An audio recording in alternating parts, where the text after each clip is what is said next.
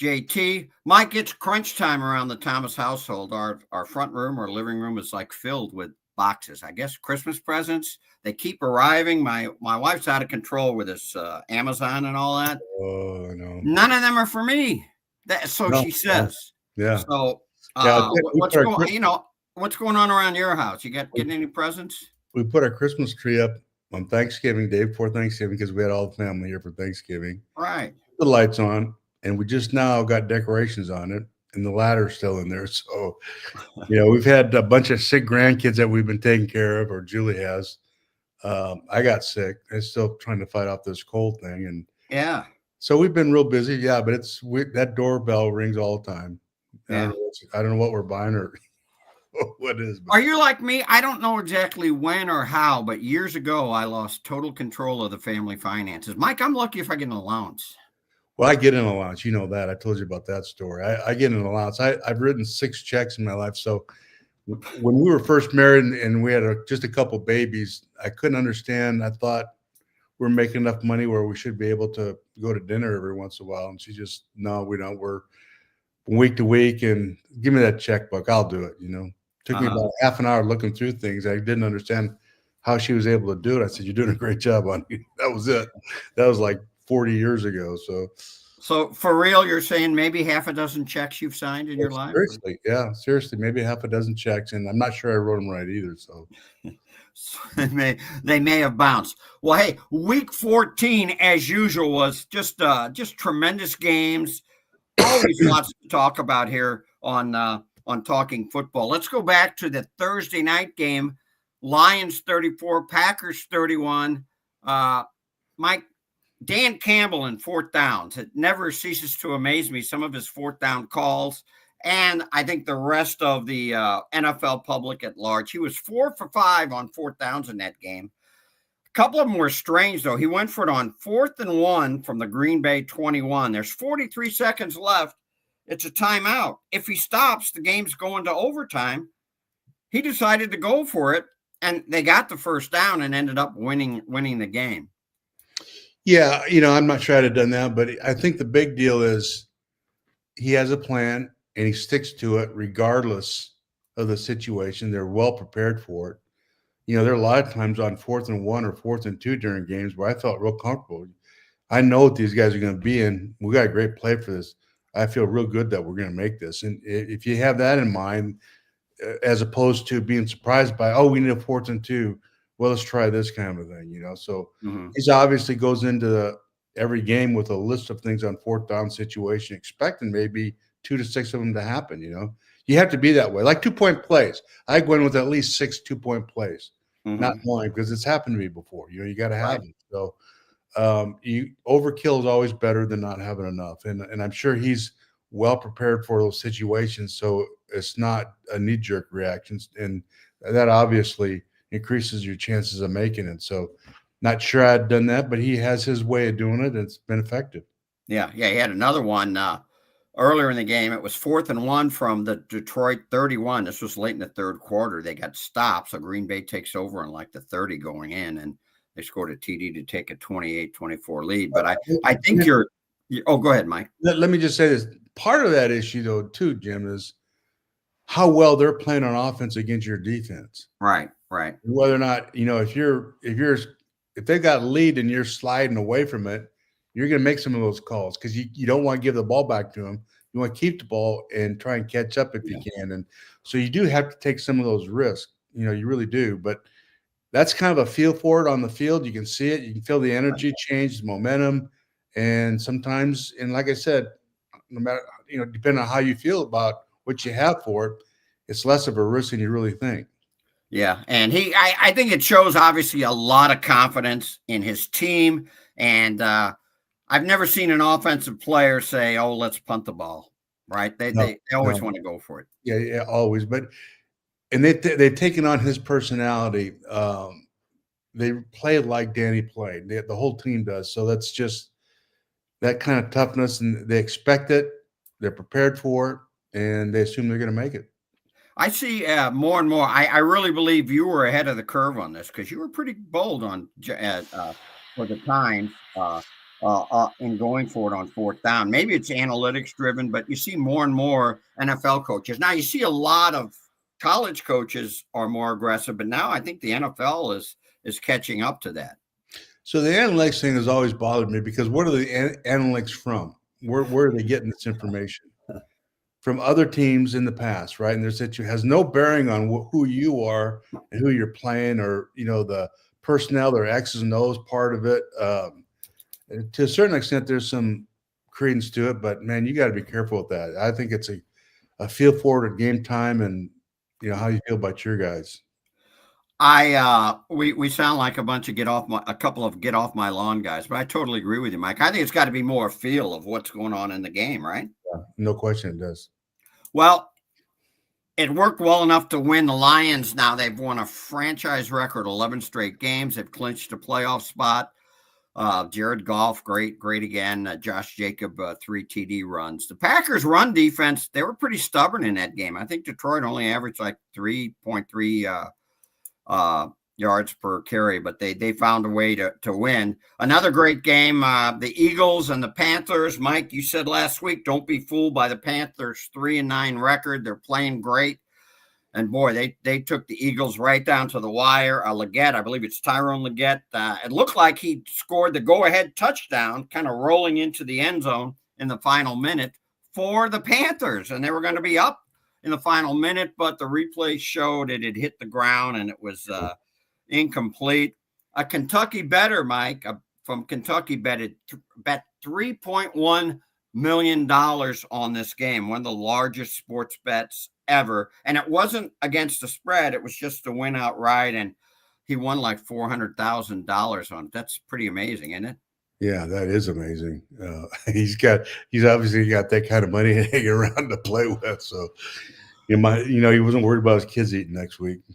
Yeah, Julie might be mad at you if you bet that kind of money, right? She might never let you have the checkbook. But anyway, Bryce Young continues. So they've won 2 games in a row, and they basically lost 3 games in a row against good teams in the last minute.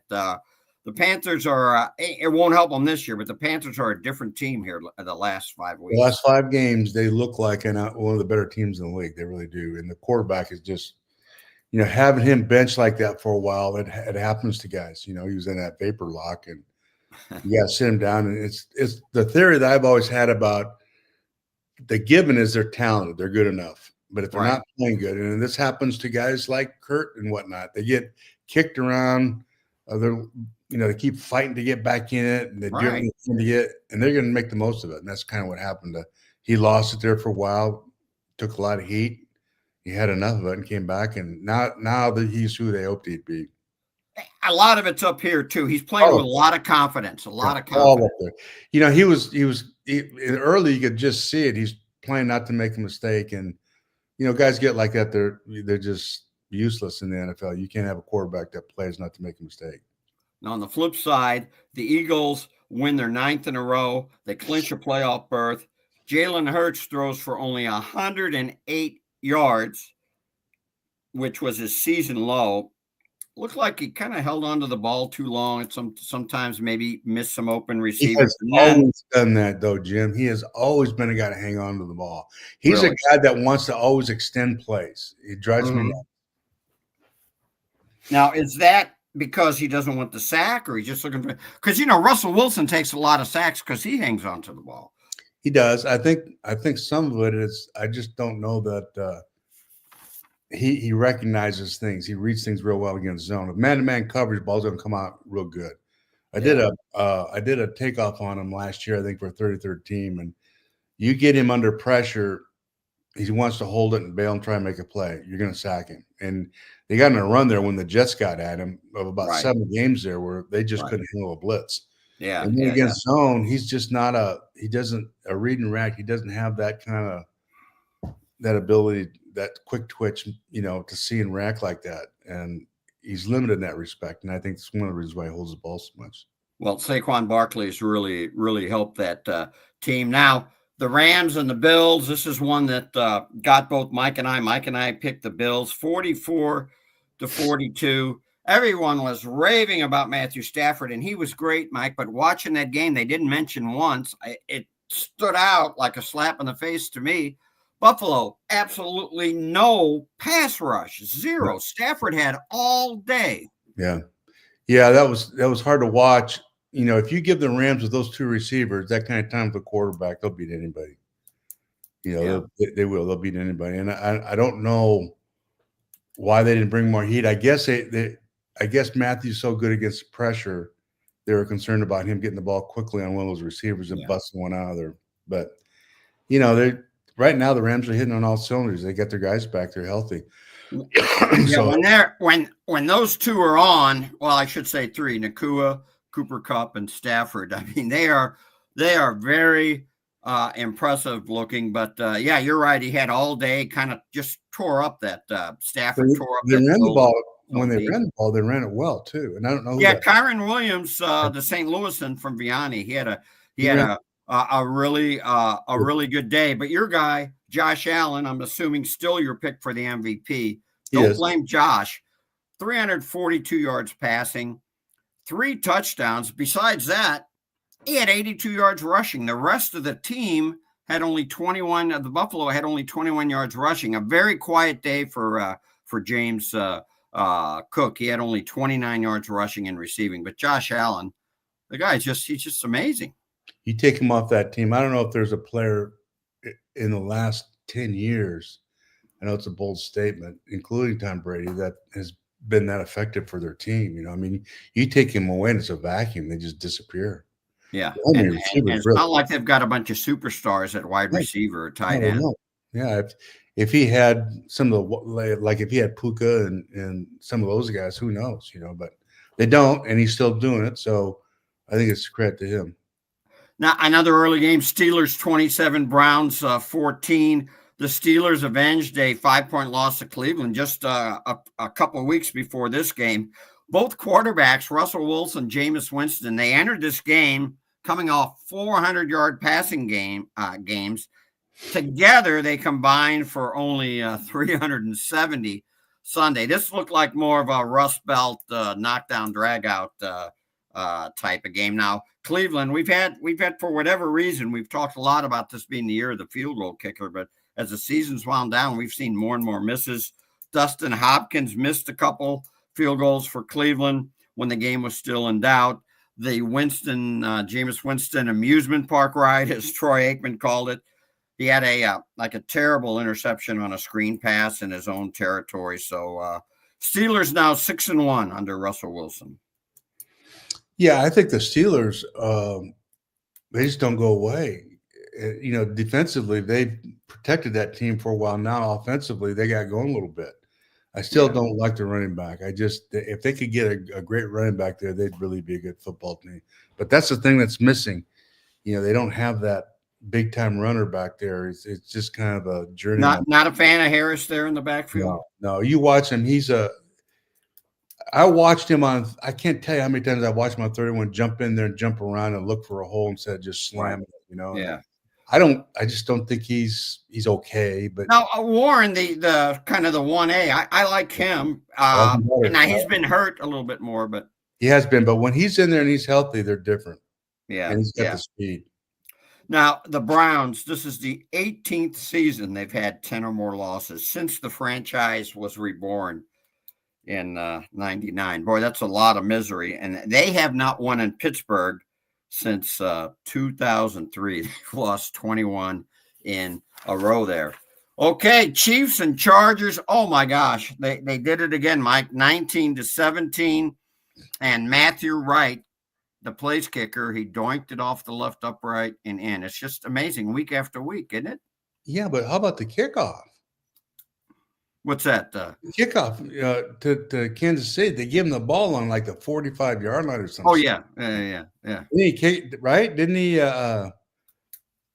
Didn't they return it up to the 45, or they started with a penalty or some dumb thing? They had real good field position. 45-yard line. I think they're almost at midfield to start that drive. I mean, you get Patrick Mahomes that position with 50 seconds, they're going to score. Yeah. And Mike, you picked the Chargers, but we didn't know about McConkey then. We knew J.K. Dobbins would be out. I bet if you knew McConkey would be out, you probably would have gone with the Chiefs. But Yeah, I probably would have, but I just still think, yeah, it wouldn't matter. That was going to be a toss up at the end, you know. Yeah. 15 straight win in one score game for Kansas City, so they certainly have confidence in those close situations. The Monday night game was an interesting one, Mike. As the game got closer and closer, I thought to the Bengals Cowboys. I thought, why in the hell did I pick the Cowboys? What was I thinking to pick the Cowboys over the Bengals? And the Cowboys end up losing 27-20. Boy, Joe Burrow's fun to watch. He can sling that football, can't he? Yeah, he's an argument for him too. I think the biggest deal with the Cowboys, they're playing better. You know, they're playing with a lot more energy. They're competing at a better level. I don't know that he still keeps his job, no matter what Troy Aikman says. But you know, he's still responsible for that football team, regardless, you know, the personnel. So he's going to be held accountable to it. Yeah. But speaking of Burrow, he had 369 yards, 3 touchdowns. It's his 4th straight game with 300 yards plus passing and 3 passing touchdowns. That's great to show on turf type stuff. A monster game for Jamar Chase. You know, we talked about that Leon Lett Thanksgiving a snafu with our good friend Mike Claiborne. Claiborne was his agent at the time. Thanksgiving Day game, that was between the Rams and the Cardinals being insane. I was covering that game for the Post-Dispatch. We had a moment like that. Despite all that, the Cowboys are in great shape to win the game because the field goal's blocked, but then a knucklehead move where a Cowboy, after it's blocked, he tries to field the ball. He's surrounded by Bengals players. When he does it, he can't hang on to it. Isn't that a basic thing of special teams? If a kick is blocked, you stay away from it? Yeah, it is. It's one of the, you always go over that. That's just kind of Packy Plays Football 101. That's absolutely talked about in meetings, and, you know, every week you go over those do's and don'ts so they don't forget it. But in the heat of the moment, you can tell a player, don't do this, don't do it. In the heat of the moment, they just can't pass it up. Yeah. It's like candy being thrown at them, or a huge steak. But I think he was a guy that was just called up to the active roster that week. Maybe he was hurt, or maybe off the practice squad. So, well, they're the opposites of the Chiefs. You know, they can't win one of those games. You know, yeah. But finally, the Bengals, you could say the same about them. They finally won one. Okay, a couple more games we want to get into last week before we take a break and go into our very popular and my favorite segment, the Ask Mike segment. Couple of interesting later games. The Seahawks beat the Cardinals 30-18. Mike, we both picked the Seahawks. It was their 7th straight win against the Cardinals. Seahawks are great away from home. 5-1 away from home. Zach Charbonnet, I mean, they've gone through some running backs. He had a career high 134 yards rushing. And you've said many times on Talking Football, Mike, that Cardinals kind of live and die with Kyler Murray. Well, he throws interceptions on back-to-back passes in the first quarter. That's not a good way to start. Bad picks, yeah, really bad. Yeah, no, there's no good picks, but these were bad throws. Yeah. So Seahawks win and are up in the division. The other late game I want to ask you about, the 49ers and the Bears. You picked the Niners. I picked the Bears. I looked pretty stupid. I thought there'd be a new interim head coach bump. There was no bump. They were terrible, Mike. Here, you caught wind of the players bitching and moaning about Eberflus, so you think they get a new coach, they'd respond. No, Mike, they had 4 yards of offense at halftime. 4 yards of offense. They were outgained Chicago 300-19 to 4 in the first half, and they were down 24-0. It's an abysmal situation. That thing's got to be blowing up completely. I was in that organization for a while. I had a real close look at it. It's why one of the reasons I retired, to be honest with you. It's kind of where some of the league was headed, but there's just a real lack of leadership there. And I don't know, they keep you kind of squeezed together. It's hard to get good coaches there. They won't pay them on top of it. So, you know, it's the way it is. Yeah. And, we've talked about Caleb Williams and the lack of pass protection. He was sacked 7 times. Mikey's been sacked 56 times this season. That's the most for a Bears quarterback since the AFL-NFL merger, which was 1970. So no pass protection. But they finally, in the history of the organization, they finally got it right at quarterback. He is the guy. And whoever gets that job, hopefully it's somebody that is, quarterback friendly and will have a great rapport with him. He's certainly capable of being a great player in this league. What happened to the Niners? 38 points is a season high for them, and Brock Purdy, 325 yards passing, 2 touchdowns, both to Jawan Jennings. And, boy, they just keep getting these obscure running backs, and they produce. Isaac Guerrero, they had no Mason, no McCaffrey. He had 128 yards from scrimmage and a couple touchdowns. What got into them? Well, they know how to run the ball better or as well as anybody in the league, obviously, and they're committed to it. So it's kind of whoever, if you want to put in there to run the football kind of a deal, which is really good. And I think, too, they just kind of hit rock bottom emotionally, and then they played the right team at the right time because the Bears aren't any good. And so, it's a get better. It was a get better game for them. Now the test will be here this week. And they went to George Kittle, which I was a little puzzled before with all the receivers out that they maybe didn't look to him more. He had 6 for 151. He isn't our Mike Martz tight end of the week. We'll get to that in our next segment here on Talking Football. Nobody wants a surprise in their jelly donut. That's because the middle is the most important part. At Graybar, we're at the middle of electrical and datacom jobs across the country, connecting installers, facility managers, and business owners with smart solutions for their most challenging projects, which means stocking and delivering crucial products on time and on budget, with no surprises, thanks to our nationwide logistics network. Yep, Graybar does that. Who does this? We're back. Mike, this past week, the Eagles and Lions got in. There's now 4 teams that have clinched playoff berths. The Bills and Chiefs did the previous week. Also, the teams that are out now, the Jets, the Browns, the Jaguars, the Titans, all eliminated last week. There are now 7 teams that are out of it. For the Jets, Mike, 14 straight seasons they've missed the playoffs. That's the longest streak in all of North American, the major sports, NHL, MLS, Major League Baseball, NBA. Now the Buffalo Sabres of hockey, they're at 13, so if they miss, they'll tie the Jets. But, wow, you mentioned Chicago, kind of a dysfunctional organization. You lose or miss out on the playoffs 14 straight years. It's more than the players or the coaches. You have some organizational problems, wouldn't you say? Oh, there's no question. It's a little bit like the Bears. That ownership there, though, he's a guy that has a hand in everything all the time, and it starts up there. The leadership, what they did to turn Detroit around, people got to look at that.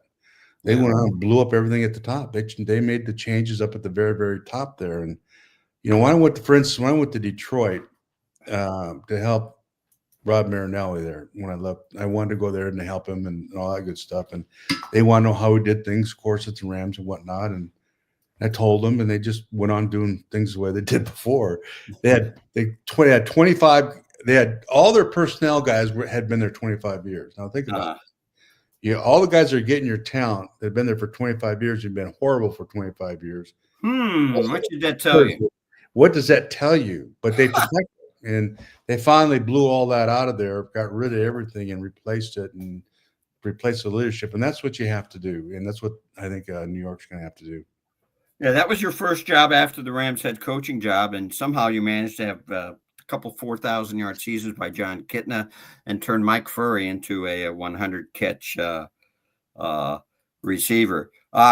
There are 8 teams in the AFC competing for just 5 spots. It's a lot more clarified than the NFC because I think I mentioned 7 teams have been eliminated. 6 of those 7 that have been eliminated are are in the AFC. So you have the Colts at 6-7, the Dolphins at 6-7, and the Bengals 5-8. They're kind of on the outside looking in, competing for some of those playoff spots. We've got no bye weeks anymore. This past week was the last of the bye weeks. There were 6 teams that had buys. On the picks, Mike and I both went 6-3.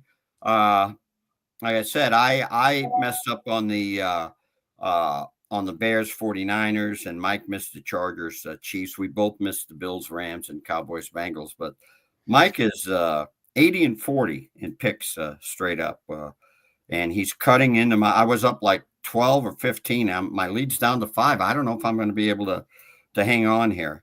Our Mike Martz tight end of the week, we mentioned it was not George Kittle. It's got to go to Brock Bowers. There he is.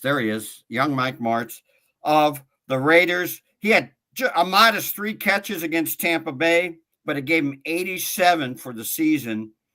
And that broke Sam Laporta from the St. Louis area, from Highland, rookie record, which he set last year for Detroit. Mike, it seems like tight ends have really had a renaissance in the league this year. Not just this year. It's been headed that way for a while. They've, with the pressures, it's always a good pressure beater, because usually the matchup on that tight end, if he's a big guy that has a little bit of athleticism, you can just put the ball up there in the air and he'll go get it for you, So in key situations, if you got one like that, they're worth their weight in gold, because they'll turn it around for you. Those third down situations, they're invaluable. And Bowers, I haven't seen a lot of the Raiders, but he's a big guy with some athleticism. So and that's big. A big body guy like that, particularly in the red zone. You get him on a DB and just put the ball in the air. The DB can't do anything about it. That's we got a touchdown up in Seattle with Brandon Malamalu. There was 5 guys hanging on him, which brought us back into that overtime game. He just goes up and takes away from everybody. 320 pounds, and he out rebounds everybody. And guys like that, they make big plays for you. A 300-pound tight end. Who would have thunk it? Mike, when you were at Fresno, how much did you weigh at tight end? I started the season at 215, and I think I ended it at 195. Stop it. You were small. Yeah, those days. Yeah, remember in those days, college football, nobody really lifted weights. We did. I mean, I did. Otherwise, I probably would have weighed 150 pounds. But the offensive lineman there, if you were 225 pounds, you're a big guy in the offensive line those days. Mike, did you watch the Simpsons broadcast of that game last week? No, neither did I. Okay, well, we'll move on. Now, I got to ask you about Bill Belichick. How surprised were you that he decided to take the North Carolina job? Not really. It makes sense to me, because instead of going back into the league and trying to regenerate something, and it's very difficult with personnel, because it can take a little time, depending on how you're dealing with the owner too. And I think at Carolina, he's got control of everything. I don't think anybody in the league will ever give him complete control, and that's what he wants. So I think from that standpoint, I think that was the best decision for him. But college, with the transfer portal and the NIL, it's, boy. You think he's going to worry about that, Jim? You really think he's hiring someone as GM, right? I've never heard of GMs of college football. That's where college. Mike Lombardi? I'm not sure. That's where college football is headed. And so you just tell the GM you worry about that. Yeah, he's not worried about the NIL money. He doesn't have anything to do with that. He doesn't have to go out there and procure that for guys. That's all done on the side. In fact, a lot of these teams don't even dictate who they want in the portal, for instance. That somebody else does that. So you just coach a team and recruit. So what do you think? Bill Belichick coming into a home to close a recruiting visit? How do you picture that, my man? I don't think he'll be in many homes. I'd be surprised if he did. There'll be a lot of these kind of deals, online, but I'd be surprised if he does much traveling, unless it's just a real top-notch guy. Yeah. Michael, he's about the same age as you. Yeah. I know your mind is still fresh with so creative, such insights that we hear every week here on Talking Football. What would it take to get you back in the league? Or college. I don't know. I got out for a lot of reasons. Health was one of them. I had some health issues I had to address, so I had to take some time off. I think I don't mean this from an arrogant standpoint. It's not money or being a head coach, just the right situation, where I could have fun, coach the offense and, and have to run it by Julie. She'd be happy to get rid of me at this point, I think, after being retired for 2 years. I'd be your PR guy, okay? I'd be your director of communications. Let's go. I want a 5-year guaranteed deal. So, all right. Can you do that? We can do anything. All right. Let's ask Mike, my favorite part of the show. We've had great questions this year, both about the league as it is now and what Mike thinks about different rule changes and about his time with the Rams. This is an interesting one. Bob from St. Louis. He said there were some blatant missed calls last week. Well, every week, really, Bob from St. Louis. But he wants to know, Mike, what's the most, and this may be tough to come up with, what's the most blatant missed call you can remember as a head coach against one of your teams, and how did it impact the game? I can't remember who it was against. Leonard Little. It wasn't a missed call. It was a call that shouldn't have never been made. Roughing the passer. He did a form tackle on the quarterback. His face mask planted right on the upper part of the guy's chest. He never touched his head.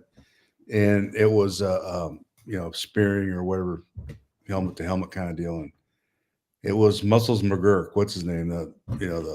Hockley. Mike, I don't know if he was that muscular. I think his referee shirt was one size too small, so it looked like he was. He's like an overcooked sausage. So he and he's a nice man. He really is. Is it his son that's in the league now? Yeah, he does a good job. But Hockley, he's so specific about the rules. He told me 3 weeks after that game, because I wrote him up on it. He said, Coach Martz, that's my first error in the league. He says, yeah, you're absolutely right. One of those things. But and it cost us the game. I can't remember who it was. It was in the fourth quarter and it ended up costing us the game because they gave him a first down. It was a go-ahead touchdown. Now, Mikey, you would send in stuff, maybe not every week, but you'd send in stuff to the league, and invariably they'd almost 100% say, yeah, we blew that one. Little good did it do you, though, after the fact, right? Well, not always. They would not. They didn't want to admit to anything, even what was fairly obvious. Very rarely would you get back, yeah, we missed this one. Yeah, about 90% of it was always, nah, we got it right. Really? Okay. Oh, yeah. Okay. I thought that's why after a while we just quit sending it in, because it was kind of fruitless, Yeah. This one I sent it myself. I wrote this one up myself and sent it in. I was going to say, not a specific play, and this sounds like sour grapes from a St. Louis writer. I was going to say, basically, all of Super Bowl 36, when New England was on defense, after the game, I looked at the coach's tape, and I think you said, look at the coach. They were tackling Marshall Faulk coming out of the backfield. And you know what? The Super Bowl, I realize it's like the 7th game of the Stanley Cup, no blood, no foul. But I think Belichick, I guess to his credit, he said, we're just going to do it constantly. They're not going to call them all. They're just not, because they don't want to disrupt the game. So I was on I started on the competition committee the next year. And 2 years later, I guess it was Indianapolis had played them in the AFC Championship game, and they did it to them. And of course, New England AFC Championship. Yeah. Okay. So it was, and then Bill was on the competition committee then, and he went nuts on this thing. And I listened for 10 hours about this. We went over and over it. And at the end of the day, they asked the guy who was chairing, says, does anybody else have anything else? I says, yeah, let's just look at this tape here. And I put the Super Bowl on. You did? Yeah. And I took 13 plays out of the Super Bowl. And out of your Super Bowl. Yeah. And I said, let's just watch this just for fun and see if you can find any no calls here or things that should have been called. And Jeff Fisher, of course, was at Tennessee then. I turned it off, and he looked at me and he said, my God, Mike, I'm so sorry. You guys should have won that game. That's ridiculous. And of course, Mike was in charge of the officials then. So he was fighting a tooth and nail, and it was so obvious. They tackled our guys, the wideouts. And there was no call everywhere. And to Belichick's credit, he told them, he said, just tackle them until they call, and then when they start calling it, do it less. And then they really start calling, then just back off it completely. And that's what they did. And Yeah. And it cost us, but that's not why we lost that game. We turned the ball over 3 times. They got all their points in the 3 turnovers. So that's what and you hadn't turned over the ball in the playoffs up to that point. Okay, another Ask Mike questions. This is the second week in a row we've heard from Joe from Belleville. Joe wants to know, he watched that Chiefs game against the Chargers, and it was pretty late in the game. Chris Jones, they're fantastic, maybe the best defensive lineman in the league. He calls a timeout. And they show the sideline shots, and both Andy Reid and Steve Spagnuolo are incredulous. Like, what are you doing? Why did you call that timeout? Jones put his hands up to his ear holes, and I think maybe he couldn't hear the defensive play call. But wait a minute, tackled. They don't have headsets. Well, I don't know what it was. But anyway, Joe from Belleville knows when you coached, who on the Rams, I mean, did you give players did they have the right to call timeouts, or did they have to come from you or the member of your coaching staff? Well, by rule, the only guy on the sideline to call timeout is the head coach. Mm-hmm. But Spagnuolo actually called timeout in one of those games, and it was a mistake. They shouldn't have called it. But by rule, though, only the head coach from the sideline can do it. The players on the field can do it. Any of the players can do it. And I told our defense all the time, I said, I don't care about losing the timeout. If it's not right, call the timeout and fix it, because you don't know that play may be the difference in the game. And you get criticized for that. I don't care. It was the right thing to do. We took a lot of timeouts on defense because they're disorganized or something's happened and they're gassed. Take the timeout, get it right, regroup, and play defense. So yeah. That was the only 2. And then, of course, the quarterback could always take a timeout. And so I took the timeouts through the quarterback's headset. Unless the official was next to me, I'd stand right next to him if I wanted to stop it, right before the end of the half of the game, 3 seconds, and I tell him, so at 3 ticks, I'm going to call timeout, and that kind of a thing. So, but that's how we did our timeouts. Yeah. Yeah. We love the Mike Martz questions. You can send them every week to me on Twitter.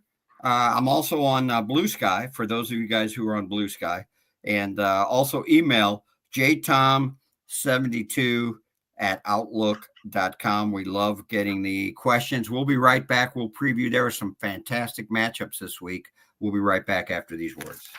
Are you ready for a challenging and rewarding career? There are quality jobs in the construction industry.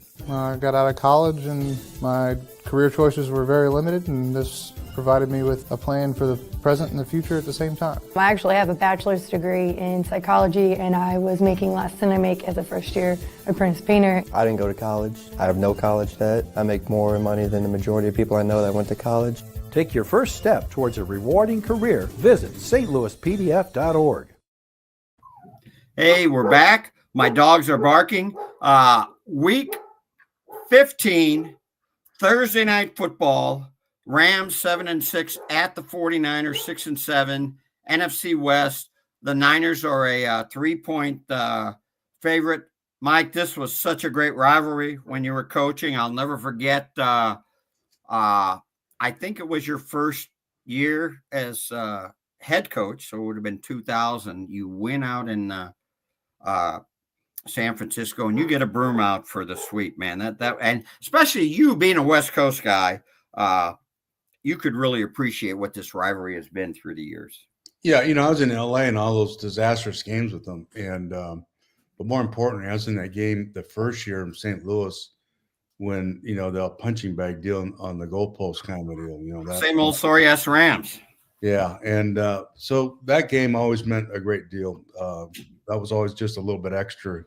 And they were always such a good team. So that's kind of the standard that you're trying to get above, So whoever we played the week before the 49ers, the minute we got into the locker room, I always told the players, I don't care if you even look at this game. We start looking at the 49ers now. Mm-hmm. Don't take tonight. After game, I say, hey, enjoy the win, etc. Take the night off. We'll see you, blah, blah, blah. No, don't take anything off. let's get going on these guys immediately. And that's Start to get locked in on the yeah. Niners. We mentioned Kyron Williams from Vianney High School here in St. Louis. He topped 1,000 yards rushing last week, his second straight year with 1,000 plus.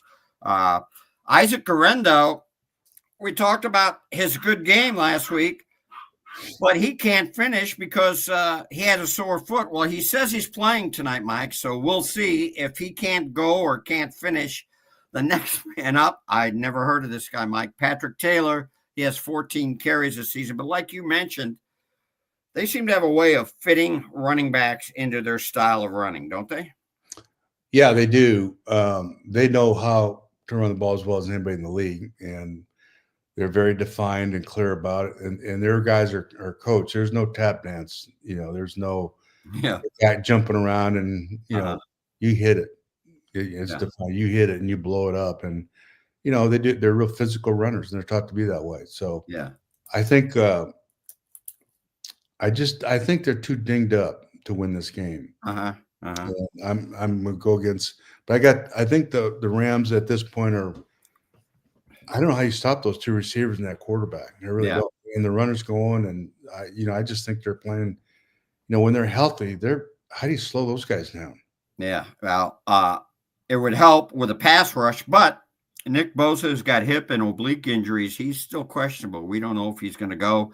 Right. Trent Williams is out. A great left tackle. He's still out with an ankle injury. The go back all the way to week 3, and the Rams beat the Niners 27-24. This was a game in LA. Remember, that was a game the Rams were down by 10 points with like 6.5 minutes to play, and it was kind of a collapse game for the Niners, and they've lost a few games like that. So Mike's picking the Rams. I don't know why. I'm going to go with the Niners. Let's move on to there's some early games, but they're all duds. A lot of them are kind of have versus have-nots, or two have-nots against each other. Anyway, another one I want to ask Mike about: Dolphins at Texans. Texans coming off a bye week. They're 8-5. They're 2.5-point favorites at home. Dolphins are 6-7. They're staying afloat. They played better. Now, after this game, they have the 49ers, Browns, and the Jets as they try to claim a playoff spot. The Texans, they're trying to win their division. They have the Chiefs, Ravens, and Titans left. They're the only team in the AFC South with a winning record. The Texans, though, if they win, they're in with an Indy loss at Denver. Mike, how do you see this one? Well, I think Houston wins this. I think particularly because of the bye week, there gives them a chance to rest up a little bit. I know they took advantage of this. Their offensive line has been abysmal all year. Poor quarterbacks run for his life half the time. They don't run the ball well, even with Mixon is really a good player. So, but I think they'll put together. It's at Houston, so yeah, I think Houston wins this game. There's too much in the line for them. The Dolphins were kind of lucky to squeeze that one out last week against the Jets. Okay, the Kansas City Chiefs 12-1 at the Browns 3-10. This would have been kind of a homecoming game for Darius Toney, former Chief, but he muffed a punt last week for the Browns, and he's out of here. He was put on waivers. For the Chiefs, they're one of 4 teams that are facing this, that 4 teams that play on Christmas Day. This begins a stretch of 3 games in 11 days. Chiefs play Browns this Sunday. Then next Saturday, a week from this Saturday, they play Houston. And then on Christmas Day or night, which is a Wednesday, they play the Steelers. Mike, how tough is it to have those condensed games like that, especially late in the season? Yeah, it's very difficult late in the season because your guys are tired to begin with, and everybody's banged up. Everybody's injured at that point, and that's why I say that week off for Houston at this point is so incredibly important. It's hard. It'll be hard. This is a really, really difficult game for Kansas City. Mm-hmm. Really, really, really, really difficult game, and I wouldn't be surprised if Cleveland didn't beat them there. Because they're good on defense. And it just takes a couple breaks in Cleveland, and the quarterback gets hot again, and they still have Chubb. So it's certainly a game that Kansas City won't look down on them, I'm sure, but on the road, those kind of conditions, to me, it's almost a pick 'em even kind of a deal, to be honest with you. Which way are you going on this one? You I'm gonna going pick the Chiefs? Browns. You're going to pick the Browns? Yeah. Ooh, I Mikey. think this is an upset. I'm gonna pick it upset here. Well, there's always a few of these later in the year. I'm going to go Chiefs. So let's move on. There are some, Mike. There's some fantastic late games. Okay, we have the Colts 6-7 at the Broncos 8-5. Broncos are 4-point favorites. This is a late game on CBS. Both teams are coming off bye weeks. The Colts. This is such a huge game for the Colts because after this, Mike, they have the Titans, the Giants, and the Jaguars, 3 teams that are combined 8-31. So if somehow they can win at Mile High, whatever it's called now, I'll always refer to it as Mile High, the Colts could run the table. But what do you think happens here? Yeah, Broncos win this game. They're playing too good on both sides of the ball. The quarterback's really playing well. The other part of that is you got an indoor team going to Denver at this time of year. Mm-hmm. And, that's a big deal. That's a really big deal. That kind of weather, you're looking at altitude and cold weather, something they're not used to, either one of those things. That's an advantage. Both teams had bye weeks. I picked the Broncos. They're just a better football team. Yeah. I'm going with the Broncos too. Now, one of the games of the year, this is a 3:25 game on CBS. Mike, 2-3 weeks ago, you said this was your Super Bowl, Bills at Lions. So this is Bills 10-3 now, stubbed their toes against the Rams last week. You should never lose a game when you score 42 points, but they did. Lions 12-1. They've won 11, a league high 11 games. Lions just a 2-point favorite. All our odds are from ESPN. The Bills, as we mentioned, had their 7-game win streak snapped. Jamar Gibbs, part of that tandem, he topped 1,000 yards rushing last week. These are the top 2, Mike, point differentials in the league. The Lions are plus 183, so they've scored 183 more points than they've given up. The Bills are plus 129. They're there's only 3 teams in the league that are plus 100 or more, and Philly's the other one at plus 108. I guess you're going Lions. You always go Lions. Yeah, I mean, I got to do that. But I will tell you this. The best player, obviously, in that stadium will be the quarterback, Josh. I mean, he's and but here's what's going to happen with Buffalo. They have not played well on defense all year. No. And, even with Milano back at linebacker, they can't get a pass rush. They get blown up in the running game. And this is the wrong team for them to see, for that defense to see. Yeah. They'll hold on to the ball. They won't let you have them back. If you stub your toe at all and go 3 and out, you won't see it again for 7 more minutes. Yeah. And so I think the Lions, even with the guys down that they have on defense, and they've got a slew of guys not in this game, it's going to be a high-scoring game. I think it's going to be one of those 35, 34-point games, but I don't pick the Lions.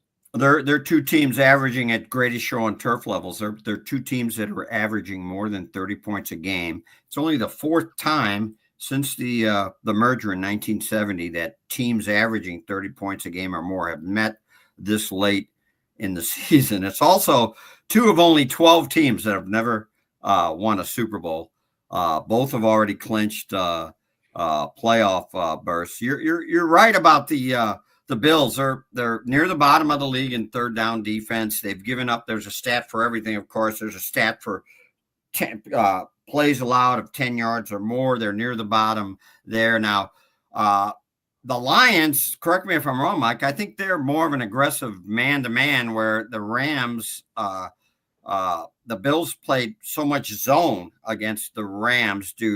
Are the Lions capable of playing zone, or are they just going to do what they do? What do you think with Aaron Glenn, their defensive coordinator?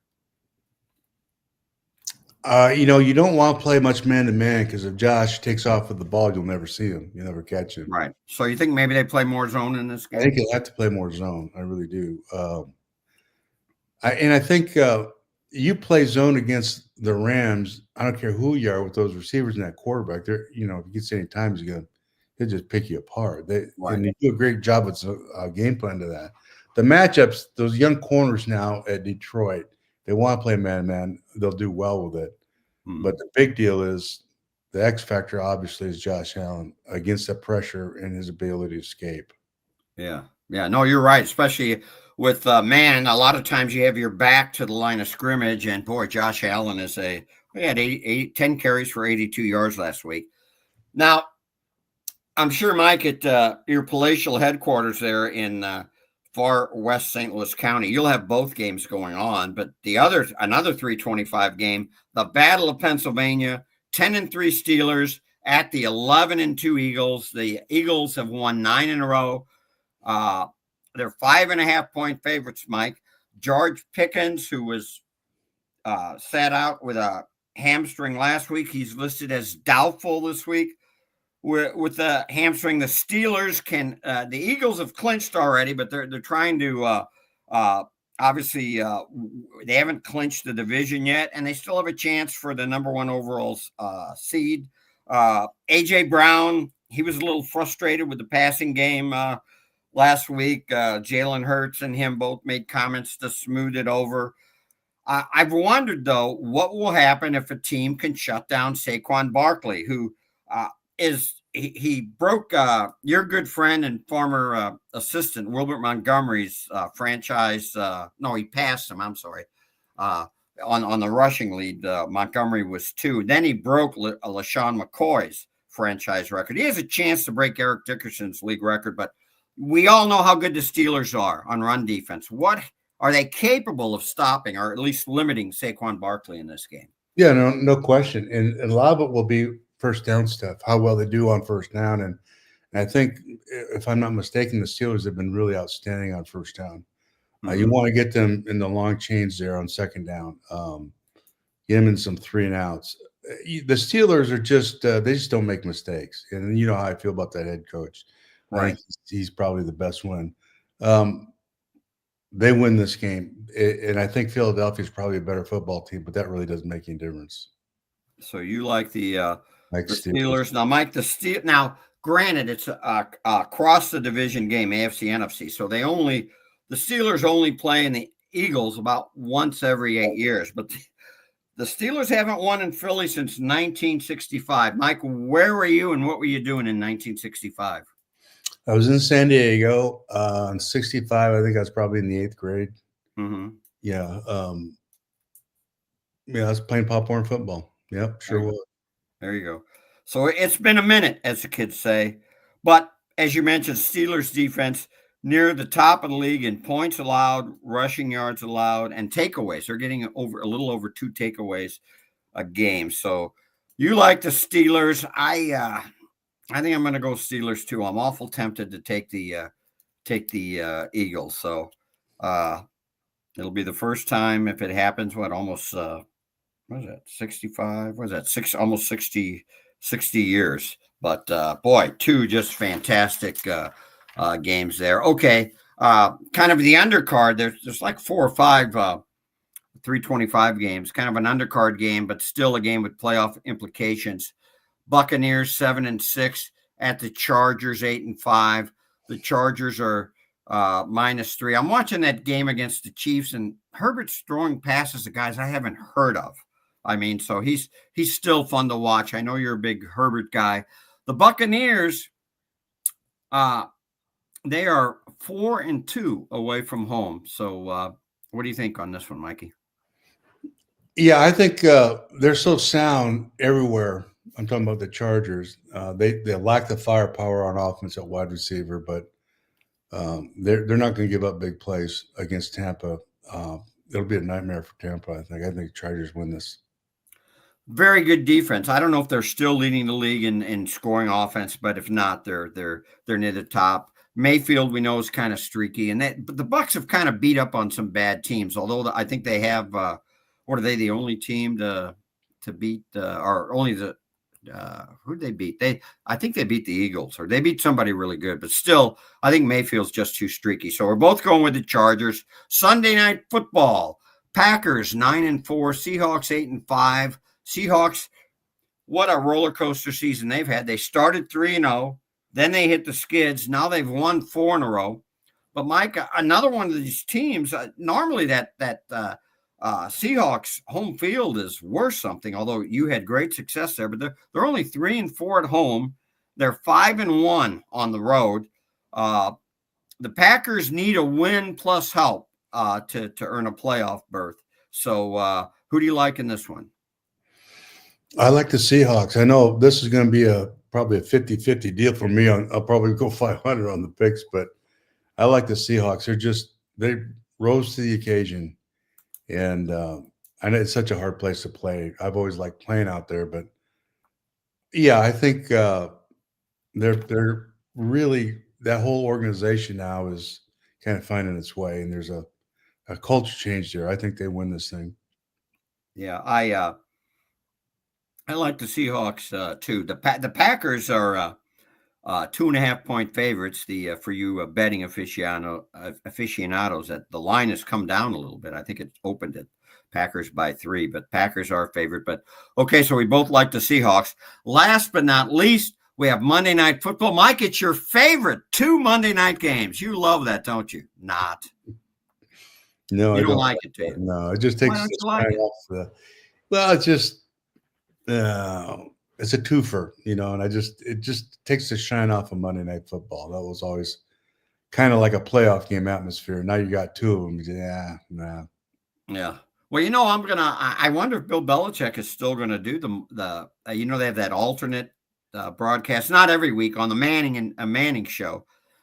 I don't know if you've enjoyed watched any of it. I've enjoyed. What I do is Belichick's always on the first half. So I watch him with the Mannings, and they pick apart the game and whatnot. Then the second half, when Belichick's gone, I go to, I still think they're the best current broadcast team in Buck and Aikman. But the Bears 4-9, they're 0-6. Mike, this is the 7 o'clock. This is the early game on ABC. 0-6 on the road. Bears 4-9 at the Vikings, have won 6 in a row. Their Vikings 11-2, 7-point favorites. The Vikings with a win or a tie will get in. There are other scenarios if they lost that can get in, but we'll just leave it at that. NFC North game. Man, your guy Sam Darnold, he had a little bump in the road a few games, maybe middle of the season. Yeah. He is really playing his rear end off. This will be a butt kicking of epic proportions. So you like the Bears, huh? No, yeah, my kid. You take the Vikings and don't worry about those points. Just take the Vikings. There's still some talk about they need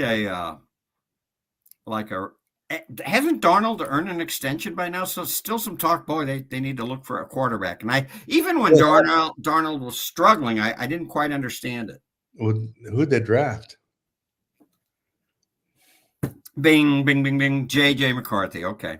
Yeah, I mean, they got their guy. I mean, he's going to be there, so they're not worried about anything. It's kind of like when Kurt went down, we still had Trent Green, so. And then you had Mark Bulger. You always seem to. But I mean, we had those 2 guys under contract at the same time. We weren't worried about it. So, but I mean, I think Darnold's up after this year. Yeah, but you just resign him, reload him. Somebody's going to come and get him. He's played too good. But if he's smart, he knows now he's gotten coached. So he knows now what a real good situation is supposed to be like in the league, not some of those the Jets and the Carolina thing that he went through or whatever. Right. Mike, I think you really hit on something here. This has always wondered to me. I know money's great, and at a certain point, no matter what situation, maybe you can't turn down the money. But I think a lot of these modern players, not just in the NFL, but they don't think enough, and maybe it's agent driven. They don't think enough about fit. What's a good fit? What's a good spot for you? Here you're Sam Darnold, and you have Addison and Justin Jefferson to throw to. Their tight end is really good. Why would you want to leave, even if it was for more money? Well, he's looking at the youngster. Obviously, they drafted him, and he had, before he got injured, he's the real deal.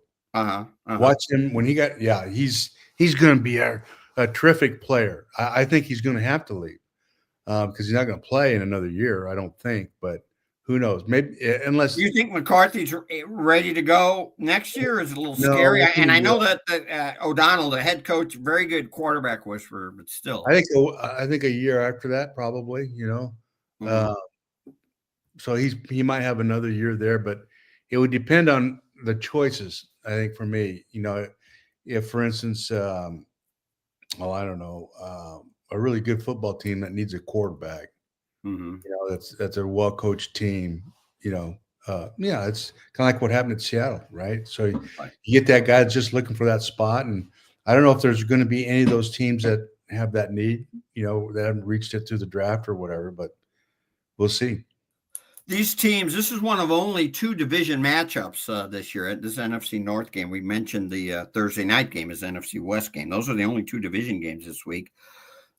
They met just 3 weeks ago. The Bears lost 30-27 to the Vikings. That was a game where the Bears rallied, maybe Caleb Williams' best game, and the Bears ended up tying the game in regulation on an onside kick recovery, which I think there's only been 3 or 4 of those all year. But Darnold led them in overtime. Yeah, I agree with you, Mike. I don't think it's going to be this close. Okay, our last game of the week is the dreaded second Monday night game, and this is definitely an undercard.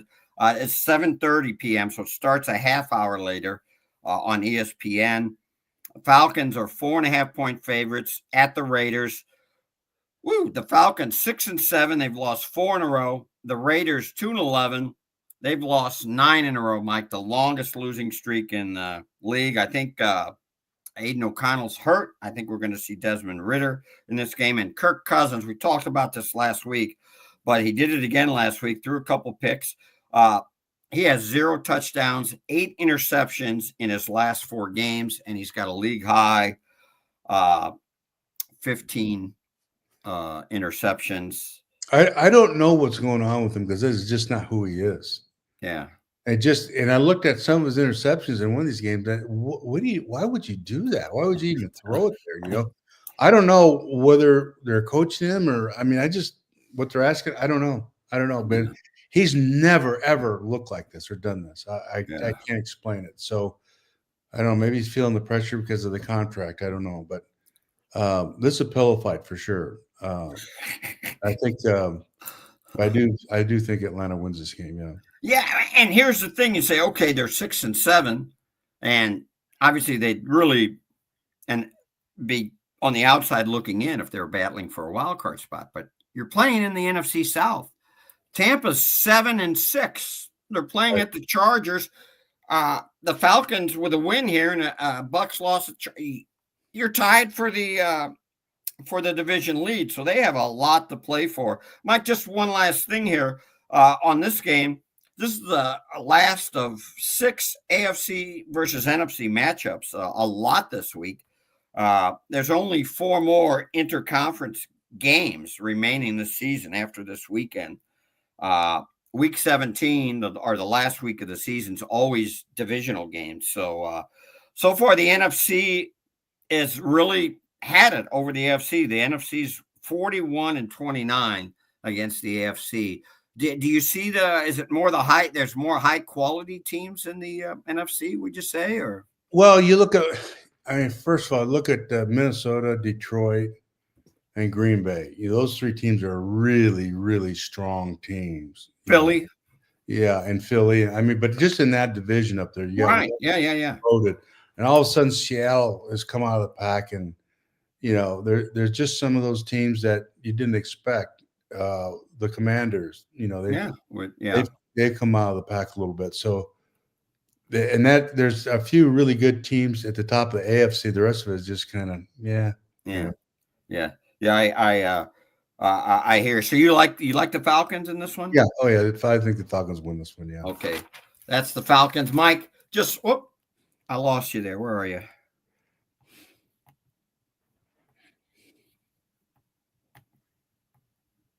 There you are. Mike, one more pick I want to ask you about. Army, Navy. You know me, go Army. Who do you like in that game? Army, Navy. Army 11-1, Navy 8-3. Oh man, don't break my heart, Mike. Don't say Navy, please. I'm from San Diego now, so. That's a naval town. Stop it, Mike. Stop it. I gotta go Army though. All right, attaboy. Mike, you've been around so long, been to so many stops. You know everybody. I was fascinated the other week. Jeff Monken, the Army coach, who was mentioned in the West Virginia and North Carolina job searches that went to other people, Rich Rodriguez going back to West Virginia. Of course, we talked about Bill Belichick, but you coached 1 year with Monken when you were at Arizona State. Now, he was just like an intern on defense. Yeah, he was. I didn't. Him, do Yeah, I was on the way out. I didn't really know Jeff at all. We were struggling. It was kind of a blur that year. We struggled. Was that 1991? 91, yeah. We won the last game against Arizona. We blew them out, but we hadn't beaten them in 11 years. And we beat them. And we had and your reward was you all got fired the next day, right? Well, I tell you what happened. We beat Michigan in the Rose Bowl in 87, January 87. But that entire class graduated, and we had not done a good job of recruiting. And so we were kind of mediocre there for about 4 years, and that's not going to stand up down there. And they're having a great year, by the way. Who would have thought they'd be where they are, right? Coach is like 17 years old. He's a young fellow there. Yeah, right. Yeah. But anyway, so Mike coached with Jeff Monken. Mike is it's the 6 degrees of Mike Martz. You coach with just about everybody. Mike, it's been a blast. I think we've probably gone long, but anything else you want to add there, buddy? No, I'm good. Mike is done, and we are done on Talking Football. We'll see you next week.